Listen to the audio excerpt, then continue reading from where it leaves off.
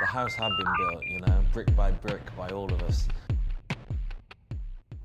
I think a lot of people adore Dirt as well, but maybe they don't know it but he knows how to push it into Yeah, the market. that's it, exactly. He really kind of, I think he turned it up on this, you know, because we used a lot of kind of gritty kind of beats and distortion, you know, whether it was going through bass or guitar or drums or snare, you know, we were really kind of pushing it on Great Vengeance.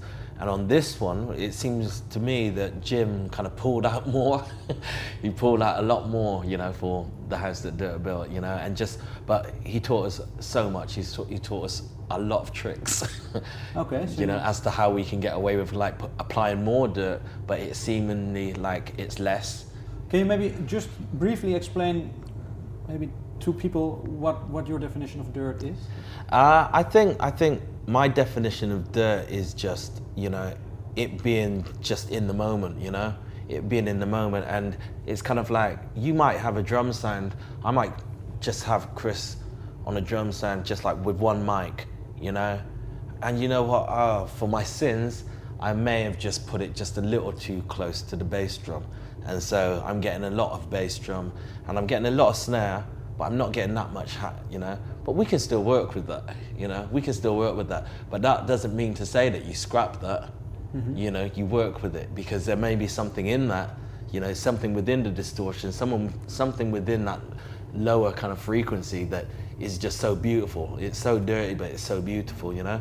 And I think for me, it's all of those kind of mistakes that we make whilst we're recording, they all kind of stayed in for the house that Dirt built, you know?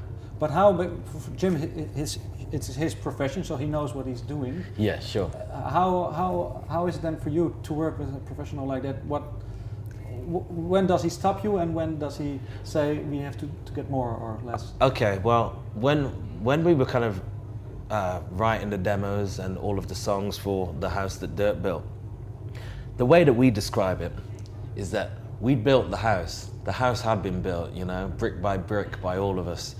You know, we hadn't papered yet. We hadn't papered any of the rooms. We hadn't painted yet.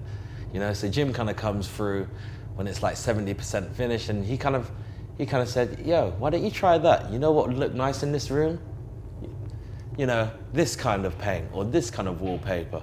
And you know what would be really great here? You know, why don't we put a radiator here and put a radiator there, and then let's just kind of like, you know what? I'm going to finish it off and I'm just going to plumb in the central heating, and then we'll make this house nice and warm as well, you know? But he also does like reverb. Jim Abyss loves reverb, you know? He actually wishes his whole house could be like a reverb unit. So when he opens the fridge, it goes,